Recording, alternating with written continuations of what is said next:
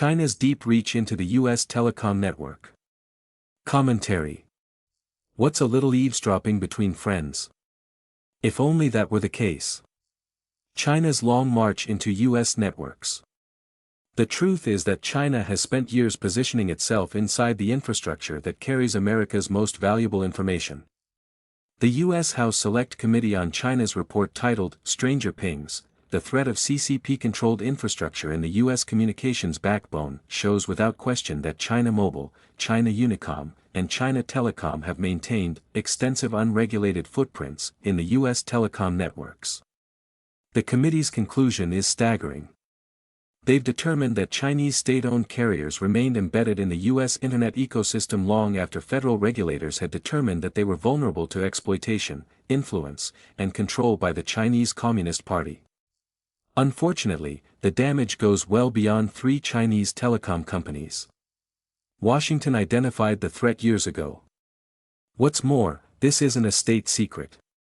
The federal government has known about the problem for years. The United States has been trying to force Chinese telecommunications companies out of critical American infrastructure since at least 2012. The Federal Communications Commission determined that China Mobile International USA, China Telecom Americas, and China Unicom Americas posed national security and law enforcement risks due to their relationships with the Chinese regime. As a result, the FCC revoked China Mobile's U.S. Telecommunications Authority in 2019. It subsequently revoked the authorizations of China Telecom Americas and China Unicom Americas. But removing a company's authority to sell telecommunications services is not the same as severing all its connections to the Internet. Salt Typhoon proved the threat is real. The strongest evidence of a persistent threat came in 2024. A China-linked cyber espionage campaign known as Salt Typhoon penetrated major U.S. telecommunications companies, including AT&T, Verizon, and Lumen Technologies. The attackers gained access to portions of telecommunications networks and systems associated with U.S. lawful wiretapping operations. And yet, Chinese carriers still maintain relationships with networks, data centers, international gateways, and other infrastructure. That's the loophole the House Committee is now highlighting. Telecommunications infrastructure is strategic infrastructure. America's communications networks are not simply conduits for phone calls and internet traffic. They carry high-level government communications, financial transactions, corporate information, military-related data, and enormous quantities of personal information. Access to those networks provides the CCP with strategic visibility into the U.S. government's plans and processes. Not only can China access critical information across U.S. networks, but it has also established U.S. technological dependence on Chinese network infrastructure. If that's not a self-inflicted strategic and technological blunder, I don't know what is. Beijing can not only access corporate secrets but can also target infrastructure used to support government-authorized surveillance.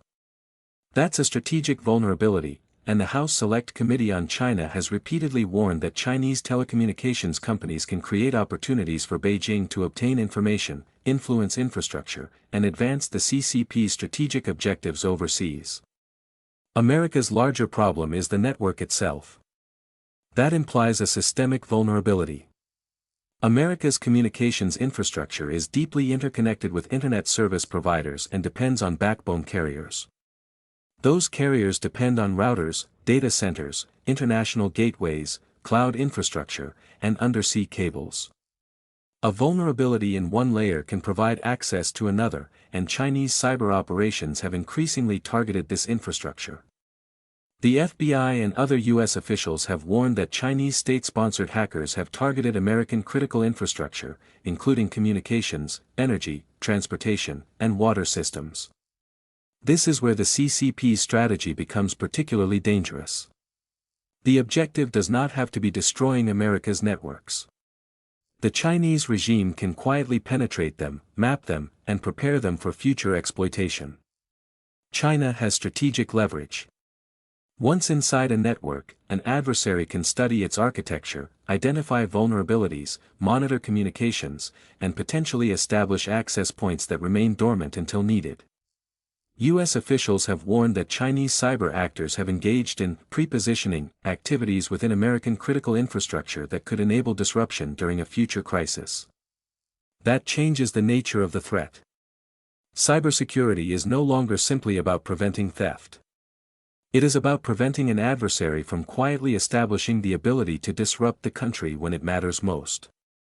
Beijing's telecommunications strategy fits a broader pattern of building infrastructure in a host country, such as the United States, to establish technology standards and create commercial dependence, thereby maintaining long-term access.